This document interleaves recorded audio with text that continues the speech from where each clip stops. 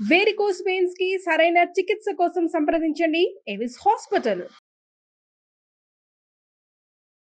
నమస్తే, welcome to our channel. పరమ పవిత్రమైన కార్తీక మాసంలో ఉన్నాం. 3వ సోమవారం కూడా రాబోతుంది. పైగా సంకష్టహర చతుర్థి చాలా పవిత్రం. రెండు కలిసి వచ్చాయి కాబట్టి ఆ రోజు ఏం చేయాలి, శివుణ్ణైనా వినాయకుడినైనా ఎలా ఆరాధించాలి, మనం ఎలాంటి పూజా కార్యక్రమాలు చేయాలో మనకు తెలియజేయడానికి మనతో పాటు ఉన్నారు ప్రముఖ ఆధ్యాత్మికవేత్త, జ్యోతిష పండితులు, బ్రహ్మశ్రీ డాక్టర్ శివ సుధీర్ శర్మ గారు. గురువు గారిని అడిగి పూర్తి విషయాలు తెలుసుకుందాం. నమస్కారం గురుగారు. శ్రీమాత్రే నమః, శ్రీ గురుభ్యో నమః. గురుగారు, కార్తీక మాసంలో 3వ సోమవారం చాలా పవిత్రమైంది. పైగా సంకష్టహర చతుర్థి.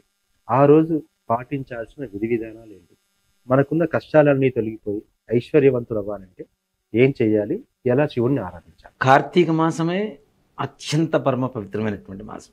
మనకి 4 మాసాల్లో కార్తీక మాసం వాతావరణ రీత్యా కావచ్చు, ఆధ్యాత్మికత వెల్లివిరిసేటువంటి ఒక పవిత్రమైనటువంటి మాసంగా కార్తీక మాసాన్ని భావిస్తూ ఉంటాం. కార్తీక మాసంలో వచ్చేటువంటి సోమవారమే విశేషం అనుకుంటే అందులో సంకష్టహర చతుర్థి రెండు కలిసి రావడం అంటే సామాన్యమైనటువంటి విషయం కాదు. ఇటీవల వస్తున్నటువంటి పండుగ రోజులు చూసుకుంటూ ఉంటే నిజంగా ప్రతి దేవతకి ఏ నక్షత్రము, ఏ వారము ఏదైతే బాగా ఇష్టప్రీతికరంగా ఉంటాయో అవి రెండు ఎక్కువగా కలిసి రావడం ఎక్కువగా జరుగుతూ ఉన్నది. మనం కార్తీక మాసంలో మొదటి మంగళవారం తీసుకుంటే నాగుల చవితి కలిసి రావడం, అవునండి, అట్లా ప్రతి ఒక్క దాంట్లో కూడా ఒక ప్రత్యేకత సంతరించుకుంటూ వస్తూ ఉన్నాయి మనకి పండగలన్నీ కూడాను. కార్తీక సోమవారం రోజున ఈశ్వర ఆరాధన చేస్తేనే మనకు ఉండేటువంటి సకల మానసికమైనటువంటి రుగ్మతలు తొలగిపోతాయి. సోమశేఖరుడు, చంద్రశేఖరుడు అని పిలుస్తూ ఉంటాం శివుణ్ణి. చంద్రుడిని శిఖలో అలంకరించుకున్నటువంటి దైవాంశ. అలాంటి ఈశ్వరుడికి సోమవారం రోజున ఎందుకు చేయాలి అంటే చంద్రశేఖరుడు, చంద్రుడే ప్రధానంగా కనబడుతూ ఉన్నాడు అక్కడ. ఒక మాట చెప్పాలంటే కార్తీక మాసంలో మనకి ముఖ్యంగా మొదటి సోమవారం మామూలుగా చేస్తూ ఉంటాం, చివరి సోమవారం కాబట్టి తప్పనిసరిగా చేయాలి అనేటువంటి ఆలోచన ఉంటుంది. కానీ 2వ సోమవారం, 3వ సోమవారానికి ఒక ప్రత్యేకత కూడా సంతరించుకుంటూ ఉంటుంది. దేనికి అంటే పౌర్ణమి ముందు, వెంటనే పౌర్ణమి తర్వాత. ఇక్కడ మనం కార్తీక మాసం మొత్తం చేస్తున్నది కార్తికేయుడికి, సుబ్రహ్మణ్యేశ్వర స్వామి వారికి చేస్తూ ఉంటాం, ఎక్కువగా శివుడికి చేస్తూ ఉంటాం, విష్ణుమూర్తికి చేస్తూ ఉంటాం. ఈ పౌర్ణమి తర్వాత వచ్చేటువంటి సోమవారం ఏదైతే ఉందో, నిజంగా పౌర్ణమి ముందు ఉండేటువంటి సోమవారం శివుడికి చేస్తే ఒక రకమైనటువంటి ఫలితాన్ని మనకి లభిస్తూ ఉంటే, పౌర్ణమి తర్వాత చంద్రుడు క్షీణిస్తూ ఉంటాడు. క్షీణచంద్రుడు అంటాం. అంటే చంద్రుడు బలం తగ్గిపోతూ ఉంటుంది. చంద్రుడు కూడా పూర్ణచంద్రుడు కాకుండా అక్కడి నుంచి తగ్గిపోతూ ఉంటాడు. ఎప్పుడైతే బలంగా ఉన్నప్పుడు పూజ చేస్తే వచ్చేటువంటి ఫలితం కంటే కూడాను భగవంతుడు శక్తిహీనంగా మారుతున్నప్పుడు పూజ చేయడం ద్వారా భగవంతుడికి శక్తి పుంజుకునేటువంటి సమయంలో పూజ చేస్తే మనం శక్తి పుంజుకునేటువంటి అవకాశం వస్తుంది. అంతే కదా. ఇప్పుడు చంద్రుడు క్షీణిస్తున్నాడు, ఆయన గురించి మనం ఎక్కువ పూజలు చేస్తున్నాము అంటే అటువంటిది ఆయనకి శక్తి పుంజుకుంటాడు. క్షీణదశలో ఉన్నవాడు కూడా శక్తి పుంజుకుంటాడు. ఇప్పుడు ఏంటి, బలంగా ఉన్నవాడు మనమే మాట్లాడాల్సిన అవసరం లేదు. బలంగా ఉన్నావు, బాగున్నావు నాన్న అని చెప్పవచ్చు. అదే బాగా ఏదన్నా అనారోగ్యంతో ఉన్న వాడికి ధైర్యం చెబుతాం మనం, నాన్న మంచిగా ఉండు, మంచి ఫుడ్ తీసుకో, బాగుంటుంది, ఏం కాదులే నీకు, మంచిగా ఉంటుందని మనం ఎక్కువగా వాళ్ళని పలకరిస్తూ ఉంటాం కదా. అలానే క్షీణదశలో ఉన్నటువంటి చంద్రుడికి సోమవారం రోజున, అందులోనూ కార్తీక సోమవారం రోజున సంకష్టహర చతుర్థి, మనం వినాయక చవితిలో తీసుకున్నా కూడా చంద్రుడే ప్రధాన పాత్ర పోషిస్తూ ఉంటాడు మనకి. ఇక్కడ సంకష్టహర చతుర్థికి కూడా గణపతికి వినాయకుడే, మన ఈ చంద్రుడే ప్రధానంగా పాత్ర పోషిస్తూ ఉంటాడు. నిజంగా చెప్పాలి అంటే కార్తీక మాసంలో, అంటే కార్తీక మాసం అనేది కాదు, ఏ మాసంలో వచ్చేటువంటి సంకష్టహర చతుర్థి అయినా సరే సకల సంకటాలను నెరవేర్చి కష్టాలను తీర్చేటువంటి చతుర్థిగా మనం పూజ చేస్తూ ఉంటాం. అలాంటిది కార్తీక మాసం సోమవారం, వినాయకుడికి ఇష్టమైనటువంటి రోజు సంకష్టహర చతుర్థి, ఈశ్వర ప్రీతి, చంద్రప్రీతి, ఇన్ని రకాలుగా ఒకటే రోజు కలిసి రావడం అనేది మన పూర్వజన్మ సుకృతంగా చెప్పుకోవచ్చు. చాలా వస్తూ ఉంటుంది, కానీ చాలా అరుదుగా వస్తూ ఉంటుంది. ఎక్కువగా ఏంటంటే 5 సోమవారాలు ఇట్లా వస్తుంటాయి కార్తీక మాసంలో. అట్లాంటప్పుడు ఎక్కువగా కలిసి వస్తూ ఉంటుంది. సంకష్టహర చతుర్థి అవి కూడా చాలా తొందరగా కలిసి వస్తూ ఉంటాయి.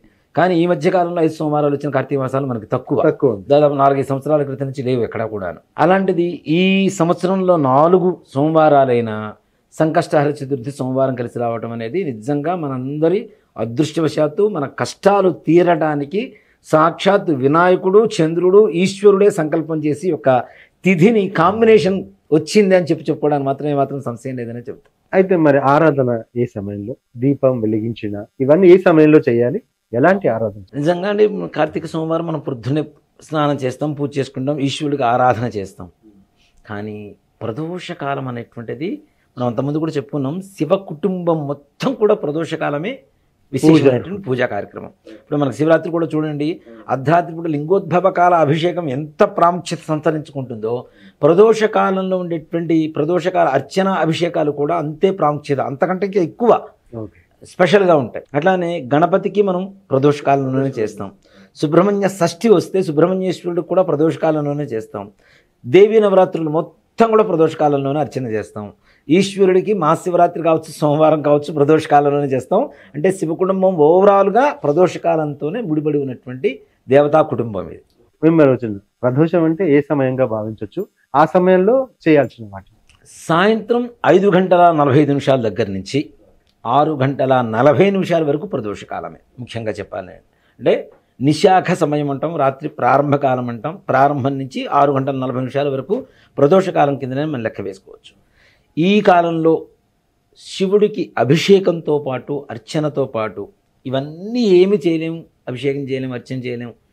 దర్శనం, అలాగే ఒక బిల్వం ఈశ్వరుడికి సమర్పించిన, నిజంగా 3వ సోమవారం రోజున ఈ చంద్ర క్షీణదశలో ఉన్నటువంటి సోమవారం రోజున చంద్రశేఖరుడికి పూజ చేస్తే తప్పనిసరిగా ఆ చంద్రుడి బలంతో మానసికమైనటువంటి ధైర్యం పెరుగుతుంది, మానసికమైనటువంటి రుగ్మతలు తొలగిపోతాయి.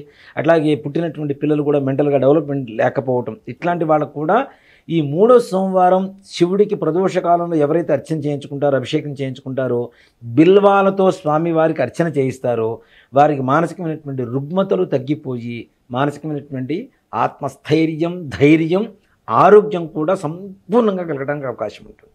అంటే అది చేసేటప్పుడు ఏదైనా మంత్రం జపించడం అలాంటిది, ఏ మంత్రం జపిస్తే బాగుంటుంది? ఒక్క మాట చెప్పారంటే పరమేశ్వరుడికి పంచాక్షరి మంత్రానికి మించినటువంటి మంత్రం లేదు.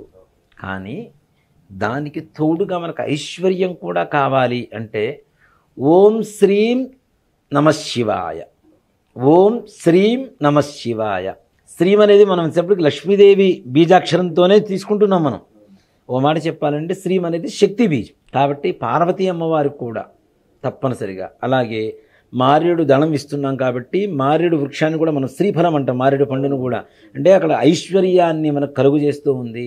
ఈ ఐశ్వర్యంలోనే మనకు కావలసినటువంటి ఆరోగ్యం కూడా దాగి ఉంటుంది కాబట్టి అష్టైశ్వర్యాలలో తప్పనిసరిగా ఆ ఆరోగ్యం కూడా తప్పనిసరిగా మనకి కరుణించే పరిస్థితి ఉంటుంది. అలాగే సంకష్టహర చతుర్థికి నిజంగా అవకాశం ఉంటే ఉదయం పూట లక్ష్మీ గణపతి హోమం చేయించుకోండి. చాలా చాలా విశేషమైనటువంటి రోజులు. ప్రొద్దున్నే సూర్యోదయం కాకముందు యొక్క గణపతి లక్ష్మీ గణపతి హవనం చేయించుకుంటే అది కూడాను చెరుకు ముక్కలు దొరుకుతాయి. చెరుకు ముక్కలు, అటుకులు, బెల్లం, ఎలక్కాయలు అని చెప్పి మనకి బయట దొరుకుతుంది. ఎలక్కాయలు, అలాగే స్వామివారికి మోదకాలు, వినాయకుడికి ఏ ప్రీతికరమైనటువంటివి గరిక, బెల్లం, ఇవన్నీ కలుపుకుంటే అష్టద్రవ్యాలు 8 రకాల ద్రవ్యాలు అవుతాయి. విప్ప నూనె ఇవన్నీ కలుపుకుంటే 8 రకాల ద్రవ్యాలు, అష్టద్రవ్య లక్ష్మీ గణపతి హోమం ఉంటుంది. అది చేయించుకుంటే దివ్యమైనటువంటి పరిపూర్ణమైనటువంటి కార్య దిగ్విజయంగా ముందుకు వెళ్తాయి. తప్పనిసరి కార్యాలు ఏ పని చేయాలన్నా ఇప్పుడు చాలా మంది కూడాను ఎన్నో రోజుల నుంచి ప్రయత్నిస్తుంటారు, ముందుకు వెళ్ళడం ఏదో విఘ్నం కలుగుతూ ఉంటుంది. అలాంటి వాళ్ళకి నిజంగా ఒక్క మాటలో చెప్పాలంటే ఈ అష్టద్రవ్య లక్ష్మీ గణపతి హోమం అనేది చాలా విశేషం. అందులో సంకష్టహర చతుర్థి రోజున తెల్లవారుజామున సూర్యోదయం కాకముందు లక్ష్మీ గణపతి మంత్రంతో హోమం చేయించిన, లేదు ఎవరైనా చేస్తున్నా చూసిన, లేదు ఆ సమయాన్ని కూడా మనం వెళ్ళలేదు, కనీసం భస్మధారణ చేసిన, హోమగుండంలో ఉండేటువంటి భస్మాన్ని తీసుకుని ధారణ చేసిన గణపతి పరిపూర్ణమైనటువంటి అనుగ్రహం కలుగుతుంది. అంటే మామూలుగా కార్తీక పౌర్ణమి మొన్న అయిపోయింది, 365 ఒత్తులు వెలిగిస్తే సంవత్సరం అంతా పుణ్యం కలుగుతుందని అందరూ అంటున్నారు కదా. ఆ రోజు వీలు కాని వాళ్ళు కార్తీక సోమవారం ప్లస్ సంకష్టహర చతుర్థి కాబట్టి ఆ రోజు వెలిగించవచ్చా? తప్పనిసరిగా కార్తీక మాసంలో ఏ రోజునైనా 365 ఒత్తులు వెలిగించవచ్చు. సోమవారం రోజున వెలిగించడం ఇంకా మంచిది. అందులో మనం ఇందాక చెప్తూనే ఉన్నాం, సంకష్టహర చతుర్థి కలిసి వచ్చింది. ఇన్ని విశేషమైనటువంటి సకల లక్షణాలు సలక్షణాలు కలిగినటువంటి ఒక తిథి వారం రెండు కలిసి వచ్చినటువంటి రోజు కాబట్టి తప్పనిసరిగా ఆ విధంగా చేయవచ్చు. సాయంకాల సమయంలో శివుడితో పాటు గణపతికి కూడా ప్రదోష కాలంలోనే గరికతో మాల కట్టి మాలధారణ వేయండి చాలంతే. మనం ఏదో వందలు లక్షలు వేలు పెట్టి ఖర్చు పెట్టి పూజ చేయాల్సిన అవసరం లేదు. గరిక తీసుకొచ్చి చక్కగా ఎక్కడ కావాలంటే అక్కడ దొరుకుతుంది, శుభ్రంగా కడిగి దాన్ని ఒక మాలగా కట్టి గణపతికి మాల సమర్పించి చిన్న బెల్లం ముక్క నివేదన పెట్టండి. ఏదైనా మంత్రం గణపతి చెప్తాను. గణపతికి బెల్లం నివేదన పెడితే ఎలాంటి కార్యాన్ని దిగ్విజయంగా పూర్తి చేస్తాడు. ఆయనకు అంత ప్రీతికరం అది బెల్లం అనేది. కాబట్టి గరికమాల వేయండి, చక్కగా బెల్లం నివేదన పెట్టండి. సింపుల్గా చిన్న మంత్రం చాలు. ఓం గం గణేశాయ నమః అని చెబుతూ ఉంటారు చాలామంది కూడాను. దానికి కొన్ని బీజాక్షరాలు కలుపుకుంటే ఇంకా శక్తివంతంగా మారుతుంది. ఓం శ్రీం హ్రీం క్లీం గం గణపతయే నమః. ఎన్నిసార్లు చెప్పించారు? 108 సార్లు. ఈ మంత్రాన్ని ఒక్క సంకష్టహర చతుర్థి రోజునే కాకుండా ఆ రోజు నుంచి ప్రారంభించి మీరు ప్రతిరోజు పొద్దున్నే జపం చేసుకొని బయటికి వెళ్ళండి. ఏ పని కాకుండా ఇంటికి వచ్చేటువంటి పరిస్థితులు మాత్రం ఎక్కడా కనపడవు. అసలు నిర్విఘ్నంగా కంప్లీట్ అవుతుంది. తప్పనిసరిగా ఓం శ్రీం హ్రీం క్లీం గం గణపతయే స్వాహ అంటే దీంట్లో లక్ష్మి ఉంది, శక్తి గణపతి ఉన్నాడు, గణపతి ఉన్నాడు, కార్యసిద్ధి గణపతి ఉన్నాడు. ఇంత మించి ఏం కావాలి మనకి? ఇంకా అంతకంటే ఇంకా పవర్ఫుల్ మంత్రం ఏం లేదు. కాబట్టి గణపతికి మంత్రం జపం చేసుకుంటూ చక్కగా ఏ జపం చేసినా ముందుగా మరలా చూస్తాను, పంచాక్షరి జపం చేయకుండా ఏ దేవత మంత్రం కూడా పనికిరాదు.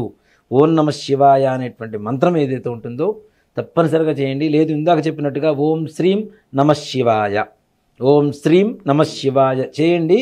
ఇంట్లో లక్ష్మీదేవి పరిగెత్తుకుంటూ వచ్చి మీ బీరువారు కూర్చోపోతే అడగండి. చాలా చక్కగా తెలియజేశారు సార్. ధన్యవాదాలు. శ్రీమాత్రే నమః. శ్రీ గురుభ్యో నమః.